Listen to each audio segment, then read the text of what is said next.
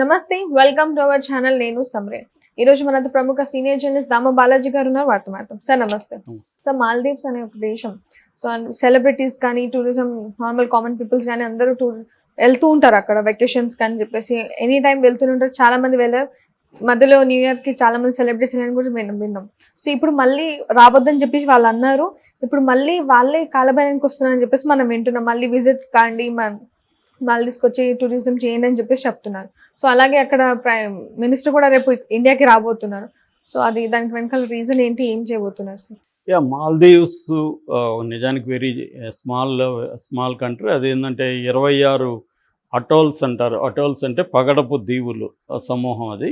But అందంగా ఉండడం, ఎక్కువగా మ్యాన్ మేడ్ దీవులు అవి తయారు చేయడం వాటిని. దానివల్ల అది ప్రధానంగా టూరిజం మీద ఆధారపడి బతుకుతుంటుంది.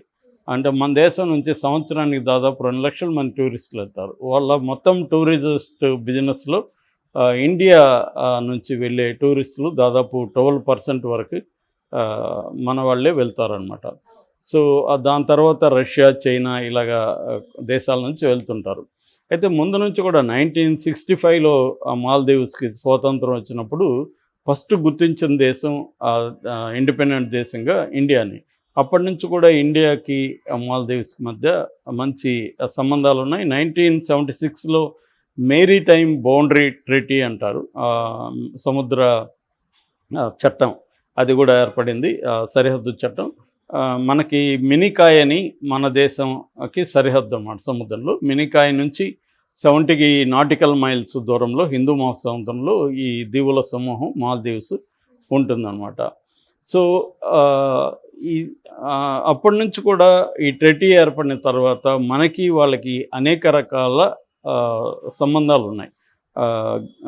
మన గ్రేట్ మాలే ప్రాజెక్ట్ అంటారు. దాదాపు 6.74 కిలోమీటర్ల బ్రిడ్జి కన్స్ట్రక్షన్లో మనం హెల్ప్ చేశాము. అట్లాగే వాళ్ళ జాయింట్ మిలిటరీ ఎక్సర్సైజెస్ చేశారు. మన హెలికాప్టర్లు అక్కడ ఉన్నాయి. వాటిని మెయింటైన్ చేయడానికి దాదాపు 3 బెటాలియన్లు అక్కడ ఉన్నారు. 3 రకాల సైనిక స్థావరాల్ని అక్కడ ఏర్పాటు చేసి మన సైనికులు కొంతమంది అక్కడ ఉన్నారు. అట్లాగే ఇంజనీరింగ్ అండ్ ఇండస్ట్రియల్ ట్రేడ్ కూడా మనకి వాళ్ళకి మధ్య ఉంది. సో మనం వాళ్ళ దగ్గర నుంచి కొన్ని ముఖ్యంగా స్క్రాప్ మెటల్స్ని మనం దిగుమతి చేసుకుంటున్నాం. మనం చాలా ఇండస్ట్రియల్ అండ్ ఇంజనీరింగ్ మెటీరియల్ వాళ్ళకి ఇచ్చేస్తున్నాం. అట్లాగే వాళ్ళ దేశంలో ఏం తాగునీటి ప్రాజెక్టుకి కూడా మనం హెల్ప్ చేస్తాం. సునామీ వచ్చినప్పుడు ఇండియన్ డిజాస్టర్ మేనేజ్మెంట్ అక్కడికి వెళ్ళి వాళ్ళకి హెల్ప్ చేసింది. అట్లాగే కరోనా టైంలో కూడా అనేక మందులు అట్లాంటి హెల్ప్ చేశారు.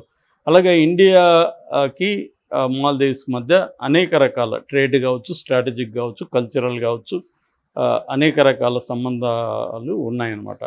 అట్లాగే టూరిజంలో కూడా మనకి అది చాలామందికి ఇండియాలో అదొక ఫేవరెట్ టూరిస్ట్ స్పాట్ మాలే. సో ఈ కాంటెక్స్లో ఆ దేశంలో ఏమైందంటే ఒక జియో పాలిటిక్స్లో ఈ మధ్యకాలంలో కొంత చేంజెస్ వచ్చాయి.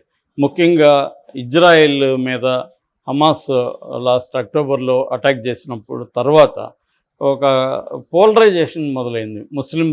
చాలా ముస్లిం దేశాలేమో పాలస్తీనా వైపు ఉండి, ఎందుకంటే పాలస్తీనా ప్రజల్ని ఇజ్రాయెల్ ప్రభుత్వం అతి దారుణంగా చంపేస్తుంది. దాదాపు ఇప్పటి వరకు 35,000 మందిని చంపింది. అందులో సగం మంది పిల్లలే ఉన్నారు, ఇంకా సగం మంది మహిళలు ఉన్నారు. సో వీళ్ళని దారుణంగా చంపడం కరెక్ట్ కాదని చాలా దేశాలు వాదిస్తున్నా కూడా అది వినట్లేదు. సో దానివల్ల ఇజ్రాయెల్కి సపోర్ట్ చేసే దేశాల పట్ల కూడా కొన్ని ముస్లిం దేశాలు తీవ్రమైన కోపాన్ని ప్రదర్శిస్తున్నాయి. ఇరాన్ కావచ్చు, హౌతీ కావచ్చు. అట్లాగే మాల్దీవ్స్లో కూడా 98.5% ముస్లిం పాపులేషన్, సున్నీ ముస్లిమ్స్ ఉంటారన్నమాట. సో అందుకని అక్కడ ఏంటంటే 2 రకాల పొలిటికల్ పార్టీలుగా విడిపోయారు. ఒకరేమో ప్రో ఇండియా పార్టీలు, anti India party. So anti India party గతంలో మొయిజ్జన్ అతను ఉన్నాడు. అతను సంకీర్ణ ప్రభుత్వంలో మైనార్టీగా ఉన్నాడు. సో మైనార్టీగా ఉన్నప్పుడు ఏమైందంటే లక్షద్వీపులకి వెళ్ళిన మన ప్రధానమంత్రి అక్కడ 2 డేస్ గడిపి అక్కడ బ్రహ్మాండంగా ఉంది, ఇక్కడ టూరిజాన్ని మనం బాగా డెవలప్ చేయొచ్చు, అవన్నీ ఫోటోలు పెట్టారు. దాంతో మాల్దీవ్స్లో ఉండే 3 మినిస్టర్లు నెగిటివ్గా వాళ్ళు పోస్టులు పెట్టారు సోషల్ మీడియాలో. ఎక్స్లో.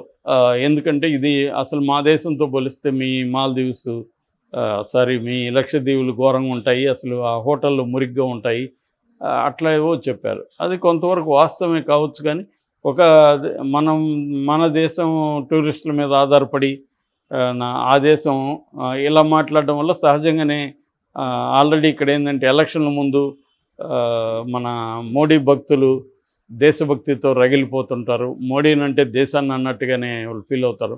సో ఆ రకంగా వీళ్ళందరూ రగిలిపోయి ఇంకా బాయ్కాట్ మాల్దీవ్స్ అనే స్లోగన్స్ ఇచ్చారు.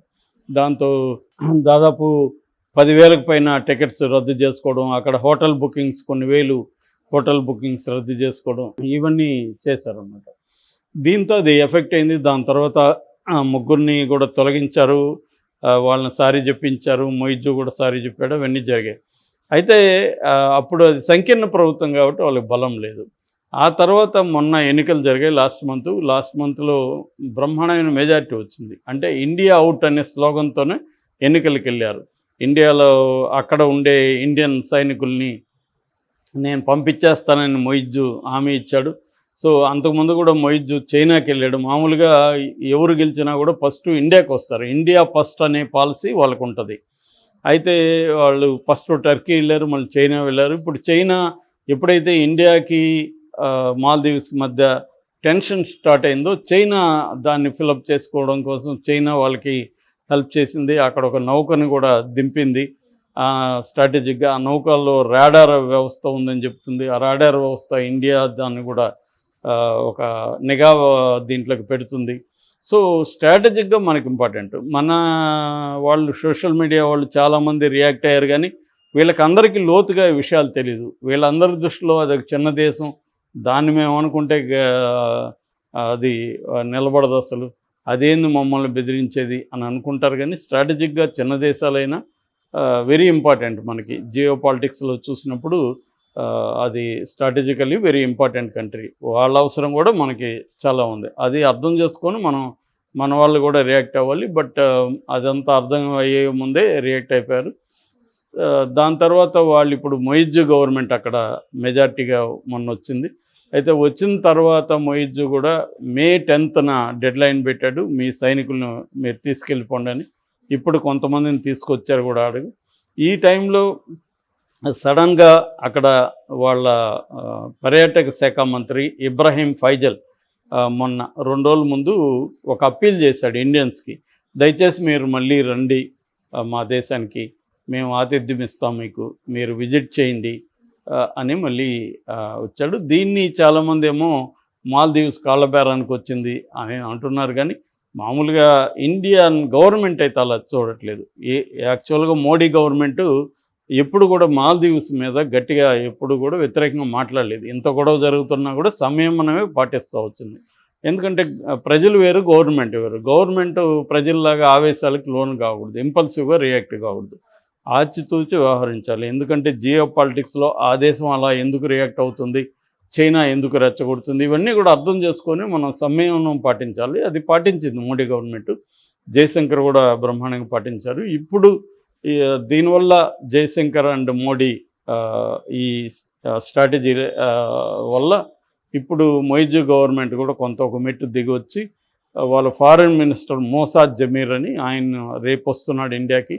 ప్రధానంగా ఆయన వచ్చే ఉద్దేశం ద్వైపాక్షిక సంబంధాలని డెవలప్ చేసుకోవడం, బైలేటరల్ రిలేషన్స్ అంటారు, ట్రేడ్ కావచ్చు, స్ట్రాటజిక్ రిలేషన్స్ కావచ్చు.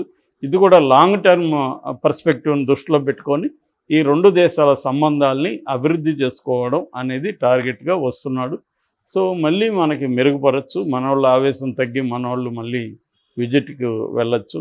సో ఇదంతా కూడా చుట్టూ ఉన్న దేశాలతో, నైబరింగ్ కంట్రీస్తో చాలా జాగ్రత్తగా వ్యవహరించాల్సిన అవసరం ఇండియాకి కూడా ఉంటుంది అన్నమాట. రేపు ఆయన విజిట్ అయిన తర్వాత తెలుస్తుంది. విజిట్ చేసినాక ఏ ఒప్పందాలు జరుగుతాయి, ఏ ఫ్యాక్ట్ మీద సంతకాలు చేశారు, ఫర్దర్గా ఎలా ఉండబోతుంది అనేది మనం రేపు వచ్చిన తర్వాత మళ్ళీ మనం మాట్లాడుకోవచ్చు.